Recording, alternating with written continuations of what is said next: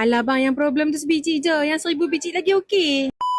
Kalau abang tengah consider nak beli motor, jom kita review hari ni cepat-cepat. Apa yang best Nova 200 ni? Yang pertama, abang tengok ruang dekat bawah seat ni. Kalau abang jalan-jalan jauh, tak gaduh lah nak galap beg tau. Lagipun Avita bagi seat yang super comfy macam ni, jarang-jarang motor sisi kecil dapat tau. Siap main dengan hip rest lagi. Untuk orang belakang pun bukan main selesa tau. Cuma kekurangan seat ni, dia agak berat sikit. So hinge dekat bawah seat tu dia cepat rosak. So abang kena jaga-jagalah, jangan kasar sangat. Yang kedua, abang kena tengok dia punya design yang super sporty ni. Nanti abang nak make up pun senang. Main siap dengan winglet dekat depan ni bukan saya saja tau, adalah function dia.